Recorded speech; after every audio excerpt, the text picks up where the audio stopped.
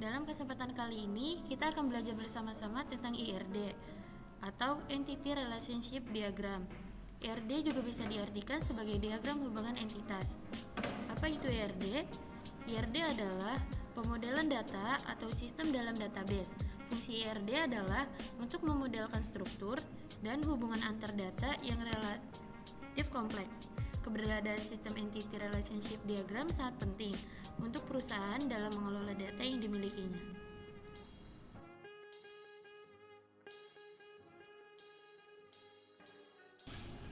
IRD memiliki beberapa komponen antara lain satu, entitas atau entity. Entitas adalah sebuah objek berwujud nyata yang dapat dibedakan dengan objek lainnya. Jadi, entitas itu adalah kumpulan objek yang dapat didefinisikan secara unik atau saling berbeda. Dan yang kedua itu ada atribut atau field. Field atau disebut juga sebagai atribut. Setiap entitas memiliki atribut untuk mendeskripsikan karakteristik dari suatu entitas. Tujuan dari atribut atau field itu sendiri adalah untuk menjelaskan karakteristik dari entitas tersebut. Di sini bisa dilihat entity atau entitas itu bisa dilambangkan dari simbol persegi panjang, dan untuk field atau atribut disimbolkan dengan oval. Komponen yang ketiga dari sebuah IRD adalah relasi. Relasi ini adalah hubungan antar entitas untuk menunjukkan adanya koneksi di antara sejumlah entitas yang berasal dari himpunan entitas yang berbeda. Relasi ini dibagi menjadi 4.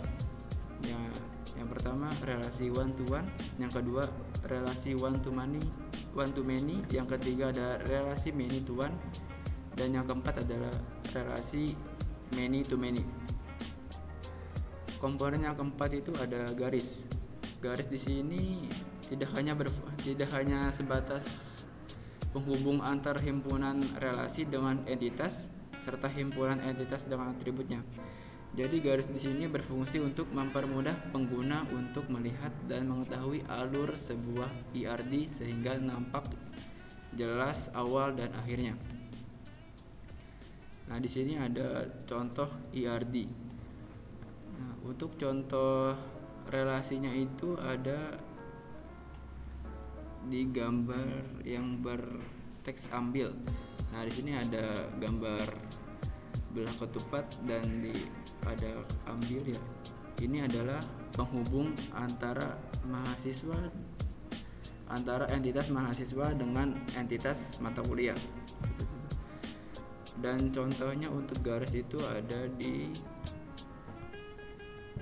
penghubung antara entitas dengan atribut-atributnya. Contohnya entitas mahasiswa dihubungkan dengan garis kepada atribut-atributnya seperti NIM, nama, dan alamat. Selanjutnya ada penerapan IRD. Oke teman-teman semua, jadi kali ini kita akan masuk ke segmen 3, yaitu segmen penerapan dari IRD. Dan kali ini akan bersama saya Afian Nurrohimus Sultan. Oke, check this out. Oke, halo teman-teman semua. Jadi kali ini kita akan pakai Visio di penerapan. Jadi di segmen 3 ini adalah segmen penerapan. Di sini ada more shape dan software dan database, menu software, dan masuk ke data flow diagram shape untuk membuat ERD. Kita akan membuat ERD dengan data flow diagram shapes. Oke, di sini ada beberapa bentuk dari diagramnya. Untuk pertama kita buat judulnya dulu. Oke, jadi judul ini opsional ya teman-teman semua. Judul ini sesuai dengan apa yang dibutuhkan user. Di sini saya ambil contoh ERD toko bangunan. ERD website toko bangunan. Nah, oke, seperti ini. Kita taruh di kiri atas. Oke teman-teman, di sini kita coba untuk membuat entitas terlebih dahulu. Di entitas saya pakai diagram persegi panjang di sini atau eksternal interaktor. Nah, kali ini saya coba buat 5 entitas.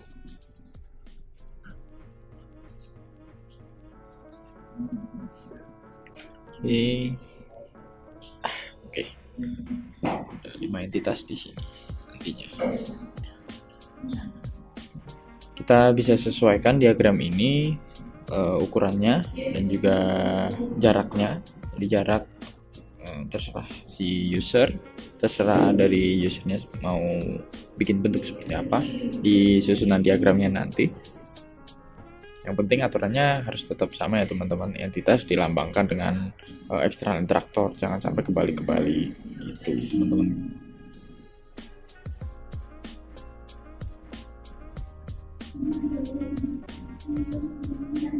Oke, kali ini saya akan buat si atributnya. Jadi atribut itu adalah bagian dari si entitas ini teman-teman. Jadi entitas itu meliputi beberapa atribut seperti itu. Jadi dalam satu entitas yang nanti kita buat akan memiliki atau meliputi beberapa atribut. Misalkan nanti sebentar saya buat dulu. Oke, kita atur dulu jaraknya. Oke. Untuk ukuran ini opsional ya teman-teman, jadi sesuai dengan si pembuat, nanti bebas teman-teman bisa buat seperti apa. Kali ini saya akan buat contohnya aja, kurang lebih seperti ini. Nah, oke, saya buat entitas pertama, saya akan kasih nama dia pelanggan. Oke, nah setelah itu saya buat atributnya. Atribut dari pelanggan ini ada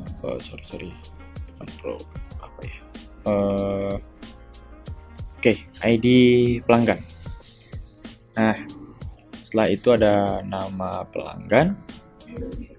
Setelah itu alamat. Gini. Oke. Nah, email. Setelah itu password. Oke.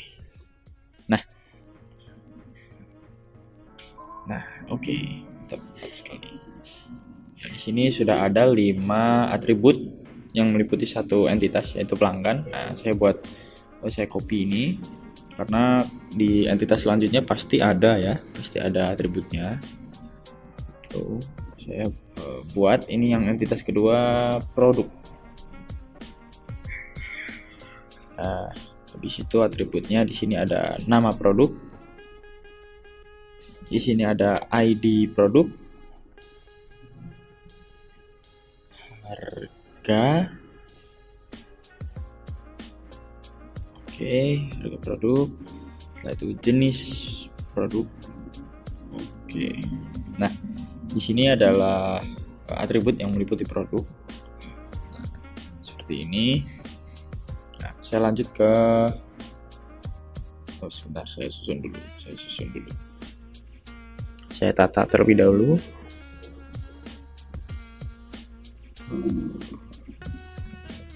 Saya sesuaikan dulu besar kecilnya biar kelihatan rapi dulu. Bentar. Oke. Sebentar ya teman-teman. Gini. Nah. Oke. Nah, dulu. Oke. Nah, saya buat admin. Nah, di sini pembelian dan di sini detail pembelian produk. Oke. Nah, di sini ada 3 entitas yang sudah berbeda-beda ya. Oke, saya copy atributnya. Di sini saya masukkan. Nah, ini saya coba masukkan atribut dari admin. Ada username, ada ID admin. Nah, setelah itu ada nama si admin. Nah, setelah itu ada password. Oke, ada 4 atribut yang saya buat untuk entitas admin. Nah, setelah itu Lanjut ke entitas pembelian.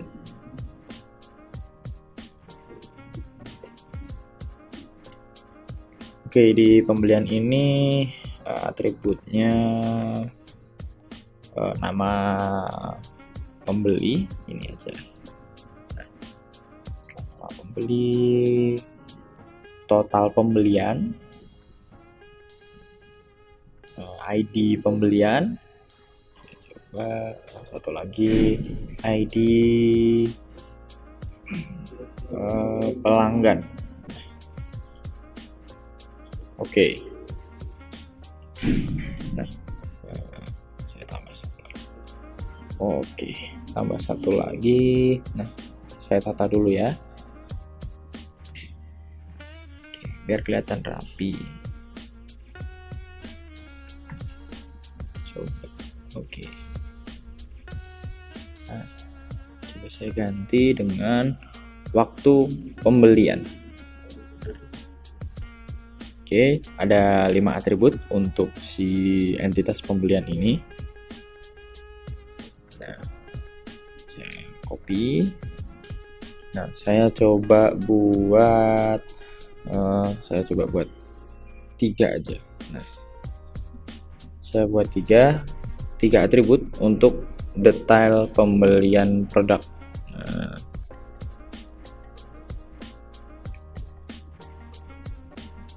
oke, yang pertama saya buat ID pembelian produk.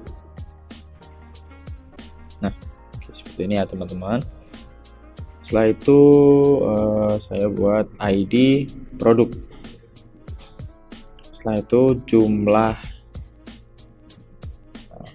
produk. Nah, jumlah produk ini. Wow, oke teman-teman. Jadi entitas dan juga atributnya sudah terbentuk semua. Nah, di sini kita akan melihat dulu. Nah, kita lihat dulu, kita teliti terlebih dahulu. Kita kira-kira apakah ada yang kurang ataukah ada yang mau kita tambahkan. Setelah itu, di sini ada entity relationship. Nah, ini adalah penghubung antar entitas. Nah, jadi dilambangkan seperti ini, bujur sangkar seperti ini. Oke. Nah, di sini ada beberapa entitas yang akan saya buat. Nah, di sini saya hubungkan di sini. Nah, oke, dan saya buat di sini juga di admin dan pembelian. Saya coba buat di sini.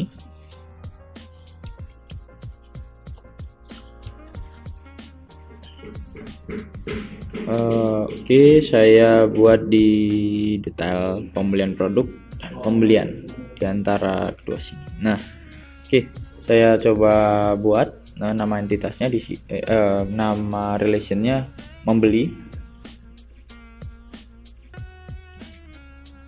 Oke. Nah, setelah itu di sini ada antara admin dan produk, ada input dan cek stok. Nah, gini. Oke, sorry ke terlalu besar ini. Oke. Input dan cek stok untuk relation dari produk dan admin. Nah, ada hubungan di sini. Jadi teman-teman, relation ini atau entity relation ini akan melambangkan hubungan antar entitas ya teman-teman. Jadi pembelian dan admin seumpamanya di sini saya bikin input tadi. Nah, setelah itu saya buat relation lagi. Di sini detail pembelian produk, pembelian memiliki relation milik dari detail pembelian produk. Nah, kita hubungkan beberapa atribut yang telah kita buat tadi ke si entitas. Nah, kita hubungkan entitas antar entitas ini lewat entity relationship. Nah, mulai kita sambung-sambungkan. Nah, oke. gini. Oke, sip. Input dan stop. Oke, kita lurusin sedikit. Kita sambungkan.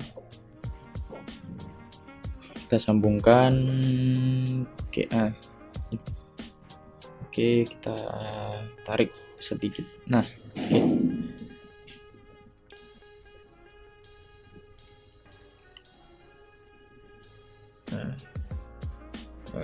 oke. Oke, kita hubungkan lagi atribut-atribut dari admin untuk masuk ke ini. Nah, ke entitas admin. Oke, kita tarik.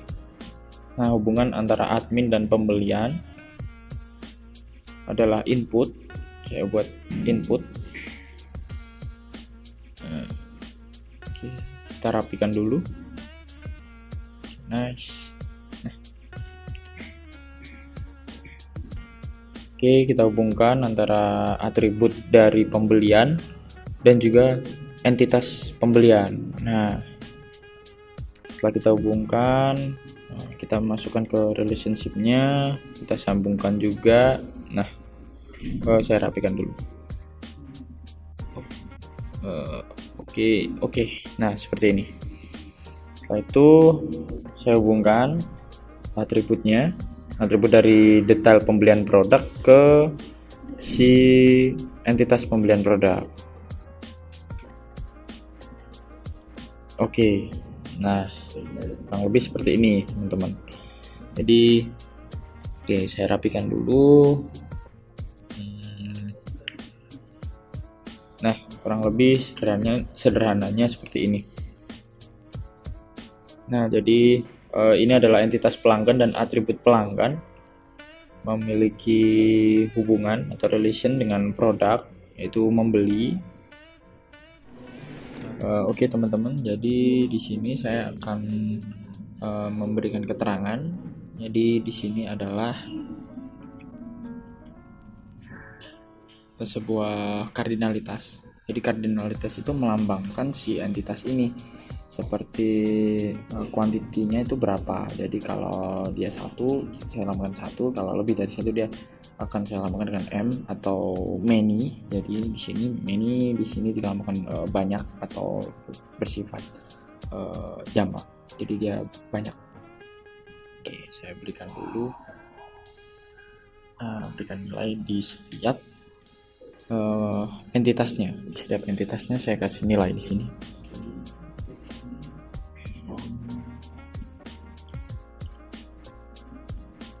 Oke, di sini saya coba kasih nilai di pembelian. Nah, oke. Nah, di sini sudah ada nilainya semua. Oke, teman-teman, jadi di sini ada nilai 1 dan ada nilai M. Nah, ini kalau membacanya satu pelanggan, jadi pelanggan itu ada 1 akan membeli sejumlah produk. Jadi M melambangkan produk. Begitu juga seterusnya. Jadi adminnya 1, jadi pembeliannya itu proses pembelian itu ada banyak, atau input pembelian itu ada banyak. Jadi 1 ini akan melambangkan si kuantitas dari setiap entitasnya. Oke, kita save dulu. Kita save. Kita kasih nama di sini ERD, website toko bangunan. Kita save. Oke. Nah, seperti ini ya, teman-teman. Kita coba convert dia ke JPEG. Nah, itu foto ya. Saya buat dia jadi foto. Oke, kualitasnya 100%. Kita buat mana tuh, dokumen. Oke. Nah, ini dia. Ini adalah hasil dari pembuatan ERD, website toko bangunan, yang kita buat bersama-sama tadi.